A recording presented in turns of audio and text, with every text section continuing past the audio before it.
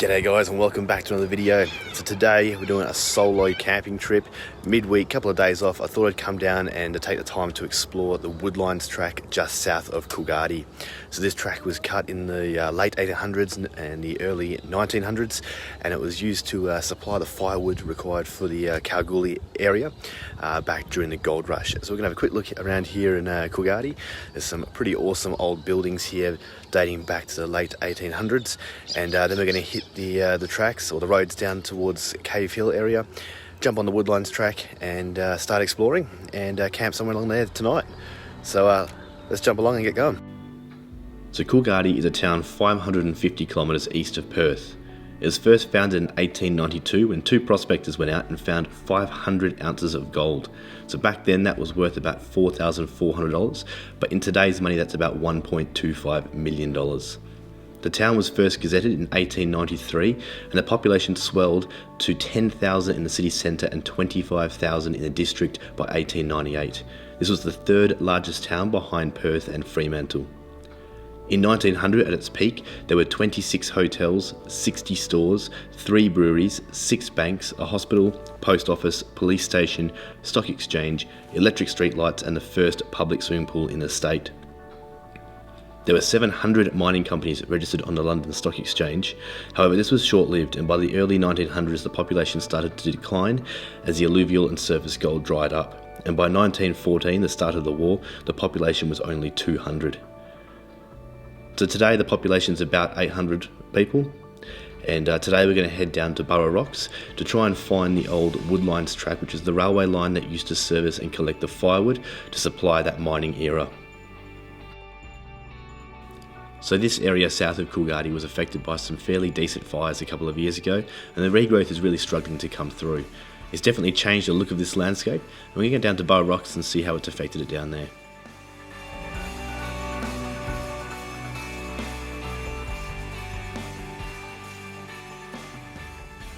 Okay, so here we are at Burrow Rocks, and this marks the official start of the track that we're going to be looking at today and tomorrow, which is the Woodlines Track.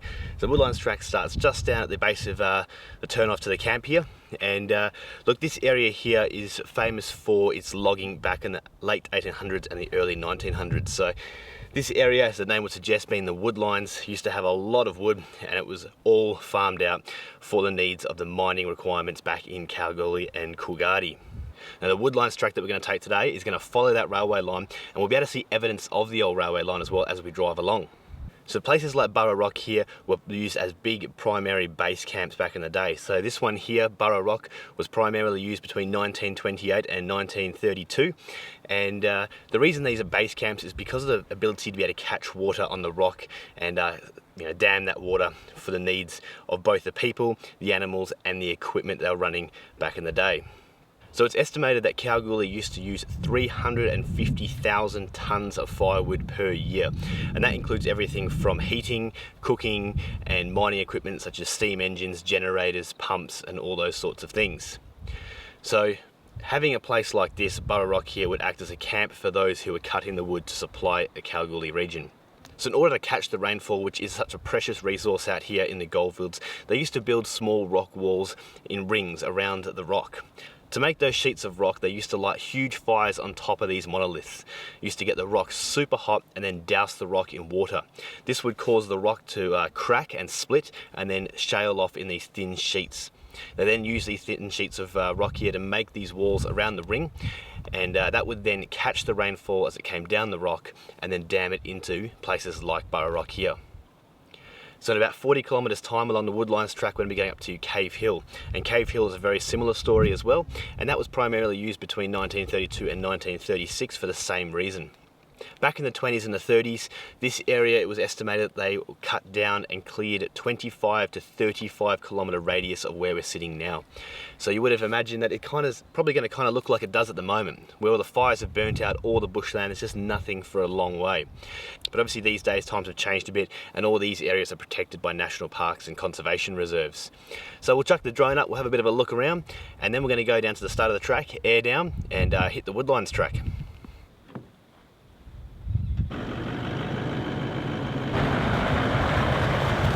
So we've just turned off onto the official Woodlines track here, and this is the start of the old railway line that used to collect all the wood from this area and take it back into Kalgoorlie. So right now we're just going to lower the tyre pressure just a little bit, just down to say mid-20s or so. The track is not a hard track by any means, and it's suitable for almost all types of four-wheel drives and even campers and maybe even off-road, small off-road vans anyway. The biggest limitation of this track is its width. It is narrow in sections. So look, we'll lower the tyres out, make it a little bit more comfortable and just protect the track a bit. There are some washouts and we'll see how deep they are today. And the other thing as well, we are expecting a few trees down the track as well. There have been a couple of storms and there might be some trees blocking the track, so we've got the chainsaw packed as well. If we need to, we'll try and clear those trees. Otherwise, let's lower these pressures down and hit the track.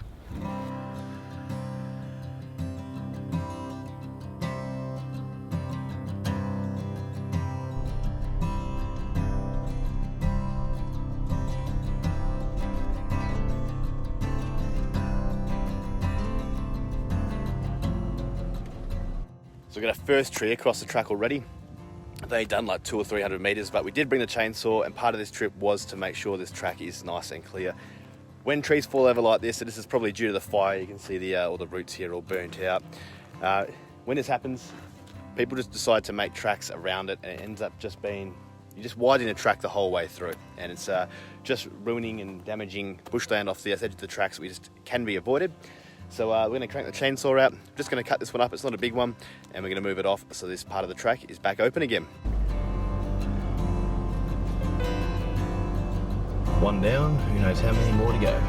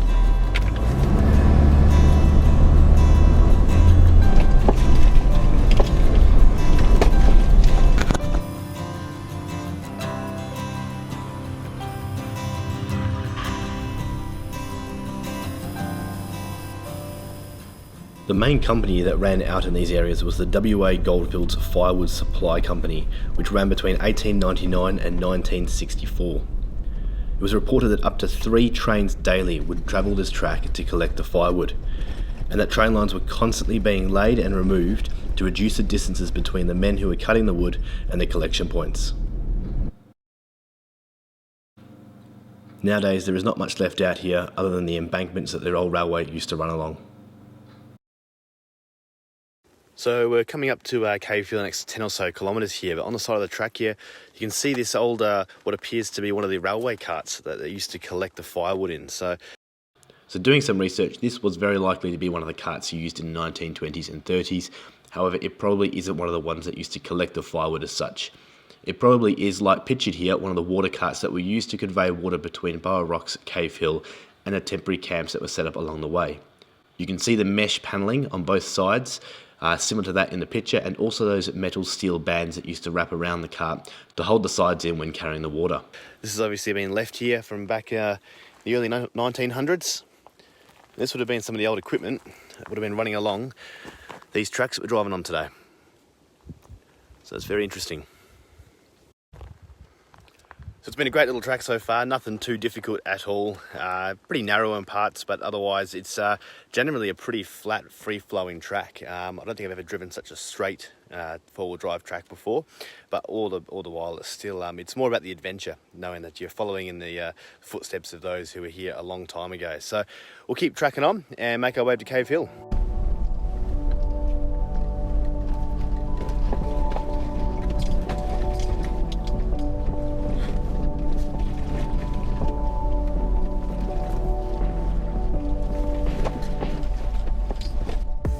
Whatever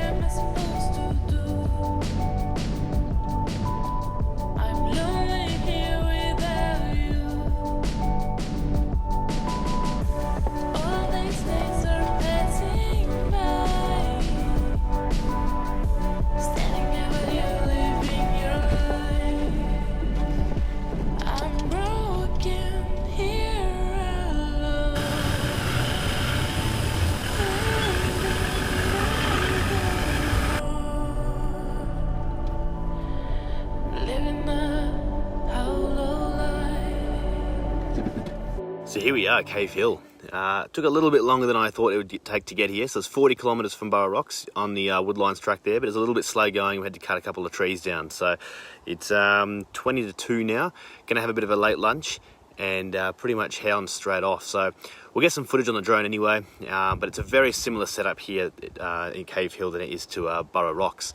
So Cave Hill was primarily used between 1932 and 1936, sort of when they started expanding the region in which they were logging for that supply in Kalgoorlie. So they did the same sort of setup here they did at Burrow Rocks, which is using those rock walls to dam the water. And again, that was all just to supply the steam trains and the people working here and the animals and whatnot as well. So again, really cool place here. There is a small cave on the other side of the rock, and I'll chuck some footage up of that. But otherwise, we'll have some lunch and hit the tracks again and see what we can find this afternoon. So we've had a quick lunch break, not too long here. We've got to keep moving. It's just past 2 o'clock now. On the other side of the Cave Hill here is the other part of the Woodlines Track. And we're not going all the way to Hyden on this track. It's only an overnighter, so we're just going through to Victoria Rock Road. But we're going to go find that track, head on it, and I'm expecting a few more trees down. So we might be doing some more cutting this afternoon. And we'll slowly meander our way through to camp.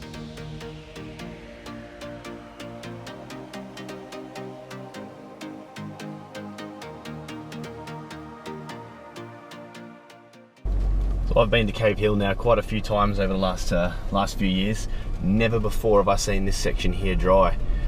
Normally this is all underwater. It's not very deep, but it's the runoff and the excess from a dam. So obviously that dam's running a little bit low at the moment. There's nothing to come down here, so I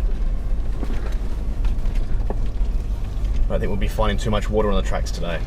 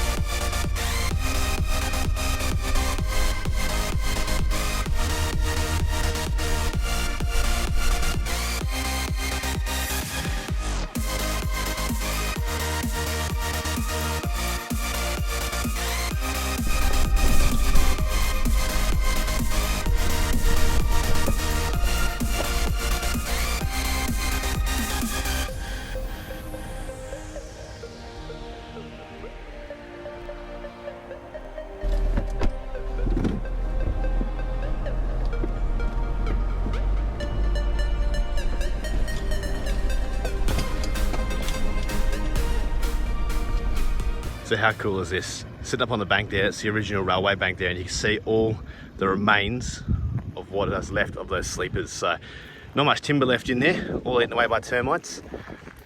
Just the way that the ground's eroded there. Clearly see where those sleepers were. And you can see where that track laid down.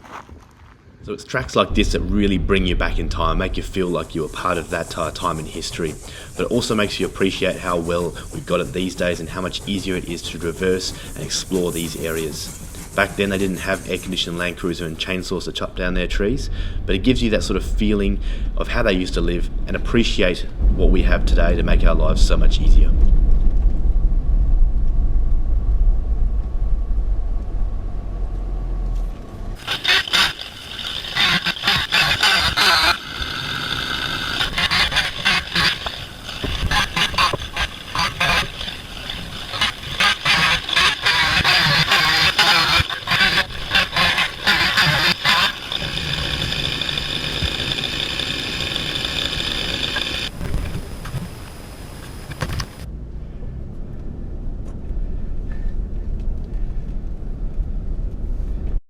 So there we go, guys. So it's 3:45 now. It doesn't take long around here for the sun to disappear, especially in the middle of winter, which it is at the moment. So going to set up here, and we're about, I don't know, 20 metres off the old railway track there.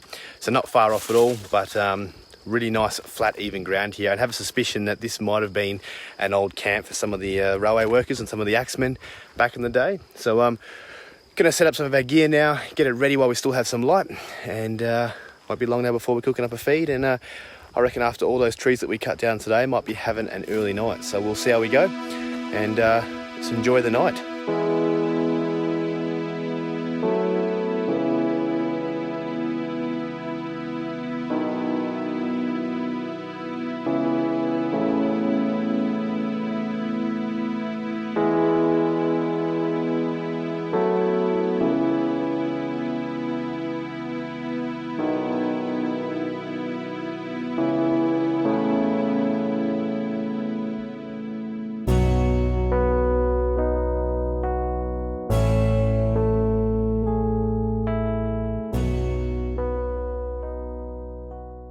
Okay, so one of the things I want to try out this trip as well is not using gas to cook my dinners. So what I'm doing is I'm using this new fire pit from Lifedoo, which is the same company that make the SUV doorstep. And then all I've done is just stuck a Weber BBQ hot plate on it just over there. And got my steak and my kebabs cooking up over the coals. So I'll be doing the same again in the morning. And hopefully no gas required for this trip. So how good is that? Chicken kebabs, big piece of steak, container of pasta salad and bread. Pretty basic, pretty simple. It does the job for me. So as I was driving along the track this afternoon, I was looking for a camp and a spot where I could set up. Obviously a little bit of a clearing. I don't want some of these big trees falling on me, which is demonstrated on the track with how many we had to cut down today. But when I came across this little spot here, it was really flat and there are some clear areas around. Now, when I first pulled up, I said I had some suspicions that this might have been a bit of a camp for some of the axemen and the track workers back in the day. And after going for a bit of a walk around today, I found a lot of relics and some old bits and pieces that back that up just a little bit. So with towns around here and sort of these abandoned ghost towns as they're sort of known now, you can find piles of glass bottles and rubbish just dumped somewhere in the old gazetted town site. But in this little camp that I found here, I went for a walk at about 100-metre radius around the car, and there's little bits and pieces scattered around, sort of not in one area in particular. And that would sort of be evident of a little camp, a little makeshift camp or work area.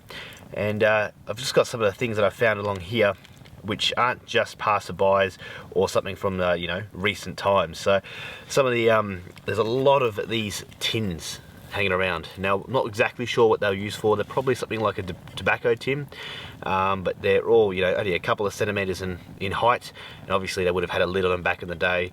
Yeah, I'm assuming they're a tobacco tin of some sort, something like that. The other thing as well, heaps of glass bottles. So some in better condition than others. This one here is almost in good condition. It's just got a cracked top at the missing a top lip up here, but these bottles are extremely thick. You can tell they're a little bit older, not from something that be produced today, and they're also stamped down the bottom as well. Just saying, this bottle is the property of, what does it say, Western Australia's Glass Manufacturers Limited. So I'll do a bit of research in relation to that company and see when they were operating and see what the deal is with that. But I'm assuming that back in the day they would have recycled a lot of their bottles, and these are just some of the few that were left behind. The other thing I found is these brackets as well. So there's about half a dozen or so left in a pile I found on the other side of the track, and just a bracket with a whole lot of nails in them. And obviously this would have held some sort of, whether it be part of a railway cart or part of a structure together, and it sort of indicates there was more here than just an overnight camp, and there may have been a little makeshift set up here for when they were working in this particular area. So that's pretty cool, knowing that we're going to be camping sort of where people were camping almost a century ago now. So a little bit of history there. It makes it a lot more interesting. It's not just a straight track that we're driving down, but we're driving down a piece of history, and this area here is so rich with the history. And not only that, it's just such a nice place to camp. There is no one around here. There would be no one within a 120 kilometre radius, which would be Coolgardie up north. And when you sit here by the campfire, you just can't hear anything but yourself and the sound of the crackling fire.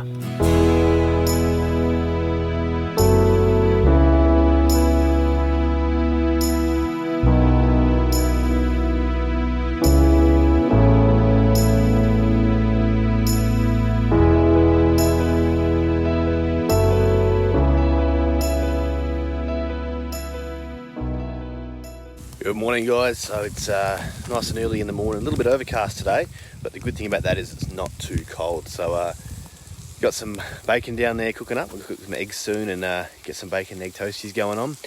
And look, we're going to take it pretty easy this morning, do a bit of a slow pack up, go do a bit of a service on the chainsaw, sharpen the chain a bit, make sure it's all oiled up, and we're going to hit the track again this morning and see if we can do any more track clearing. But we should reach Victoria Rock Road by, say, mid-afternoon if we take it nice and easy. And we'll see what the day holds. But otherwise, another great day to be out in the bush and exploring. So last night I tested out a new product that was sent to me by Lifedoo. So this is the same company that make the SUV doorstep. And I've been trying out their new fire pit. So a couple of things straight up. It is quite a small fire pit. So last night it produced a lot of heat and I probably overloaded it a little bit. I had some wood stacked up quite high. But it's really good for maybe suitable for people up to about 4 people sitting around it. Any more, it starts to get a little bit too small, but otherwise it produces a lot of heat. Now it's got a slit down the bottom of it, which means as you stack the wood up, the ash that burns just falls through to the bottom. So it's not going to keep your whole area clean like you can see around here, but it will mean that that burnt ash falls through and it keeps the hot coals inside this area here. Now it comes in at about 8.5 kilos, which is pretty good for a fire pit. Obviously there's a bit of a trade-off with the thickness of the metal and the weight, and if they make it too thin, these sides are just going to bow out when it starts to heat up. So it did pretty well last night. It is fairly easy to move around. Got grab handles on the sides here, and you can see there it's fairly easy. The thing I like a lot about this fire pit is the fact that it is so simple, and it's 4 flat pieces of steel, which means that when you fold this up and pack it up, it is really compact. So some other fire pits, you know, the square shaped ones that interlock in certain ways do have lips and whatnot, and they've got extra joining pieces, and it creates a bit of a you know, bulky item to carry when they're packed up. This folds up to be really small. Probably only one of the negatives I found, it didn't come with a bag, but we've overcome that just by making up a small light soft canvas bag. So it's just a pretty simple bag that my wife Tegan made up, some velcro on the inside there, and it slides straight into that and packs away in the car and won't get anything else dirty. But otherwise, look, worked really well last night. I put the Weber BBQ grill plate on one side of it, and the coals heated that up really nicely, and I cooked both my dinner and my breakfast this morning on it. So for the price, it is a great bit of kit, and if you're interested in getting one of these for yourself, check out the description below and there'll be a link to their website down there. Otherwise, we'll pack it up and start to get ready to hit the road.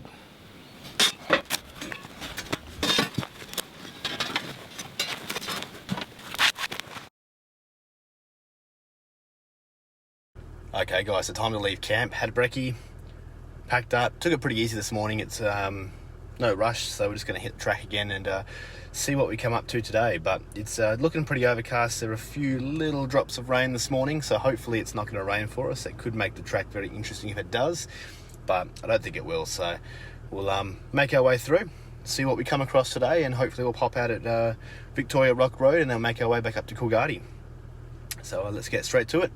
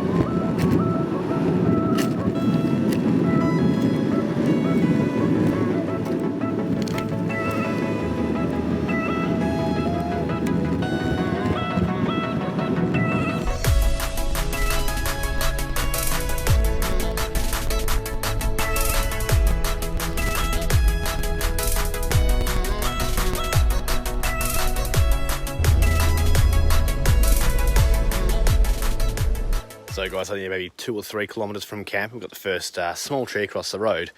But when I stopped and had a look around here, I've noticed that this is very likely to be another one of those trackside camps. So you can see here we're dead on the track. You can see that railway line dead straight, just keeps on going down the track there. But if we walk off just into this bit of clearing here, there's heaps of old relics. So let's go for a bit of explore and I'll show you what we found. here's the first little bit that caught my eye. So you can see here, you can almost imagine, the campfire that would have had here. People sitting around this here, bit of a fire in the centre, and obviously we've got just the classic bottles and bottle lids as well. But we've also got a couple of dinner plates here as well, and a bowl, I think it is maybe. So they've just been sitting there. Got a strainer there. Got the top of a billy can, some handles. If anyone knows what these are, let me know, because there's plenty of these hanging around in the bush at the moment. So I have no idea what they're used for. And here's another one of those bottles in pretty good condition. So this one here, it's pretty clear. You can see there, this bottle is the property of Perth and Fremantle Bottle Exchange. So I have a guess that maybe all the bottles out here are slightly damaged. You can see here that the top's just cracked away there. But I'm guessing that all the bottles would have been taken back with them and exchanged where possible. All the broken ones just left out here in the bush. But you see a whole lot of smashed glass, and this sort of litter of cans just goes out into the bush. And I did a bit of a walk around, and it goes for about 100 metres out into the bush, and it just stops. And it goes maybe another 50 metres or so that way as well. And you can see just there is the track. So pretty interesting. They literally camped right on the edge of the track when they were working out here. So there's quite a number of these square tins as well that I've been finding around the bush. There's one just here, another one just over there, and you can see a couple more in the distance just up there as well. And I had a guess that they were maybe something to carry some sort of oil or something. And this one here is the only one that I found with some sort of marking on it. So it's a bit hard to see, but you can just see on the top there, it says the Shell Company. This says Shell product here. Might be a bit easier to see on the camera actually. But yeah, there's some markings on there. So obviously, yeah, Shell being an oil company would have had some sort of oil in there. And then again, just the lid for it there. But you could just sort of imagine this would have been a bit of a hive of activity back in the day. People sitting around, obviously eating a lot of canned food, which is quite evident.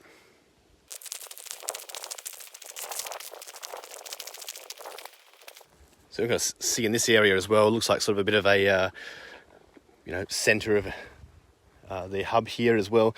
A lot of cans, quite a bit of glass.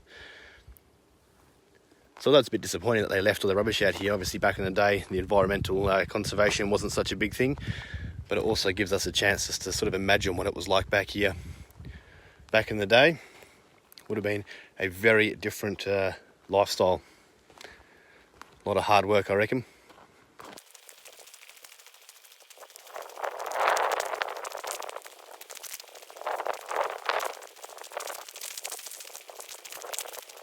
And then back onto the track again.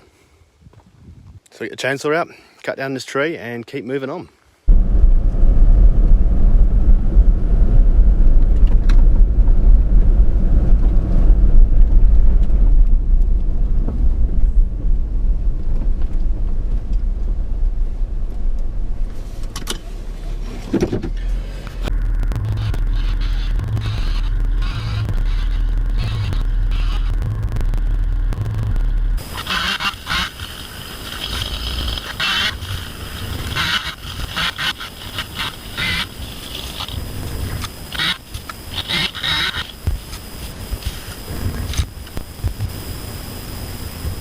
So how cool is that? Just back there, the last couple of trees we cut down, found a couple of the old original railway rivets used to hold the track to the sleepers. So there's a couple there.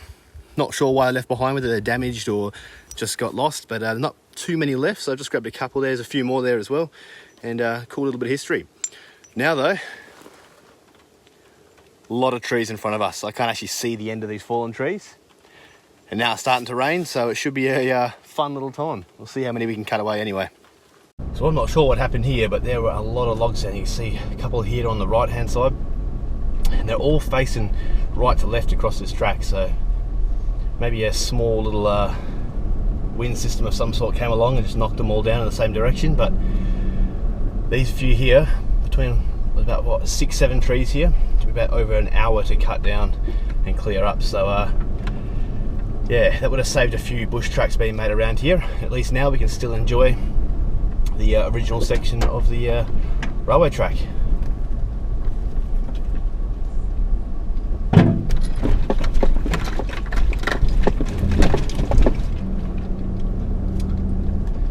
let's hope that's the end of all the big stuff anyway. That was pretty tiring.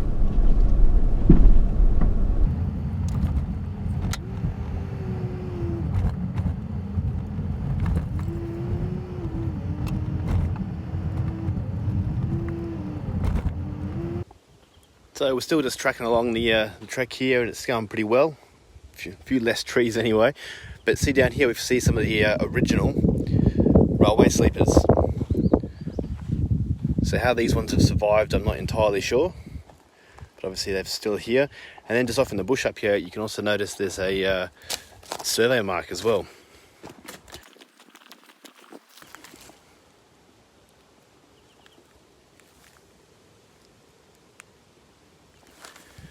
So just a couple of little things to look at along the way. Anyway, we're going to keep trekking along, and I don't think we're too far from the end now.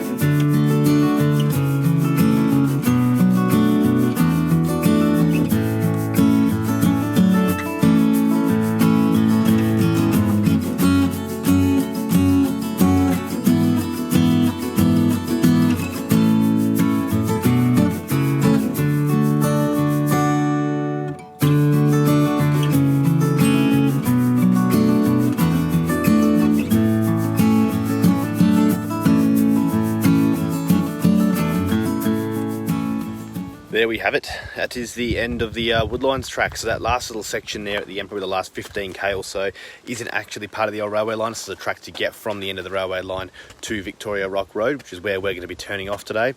And that intersection's marked here by the roof of an old car. There's nothing else here to mark it.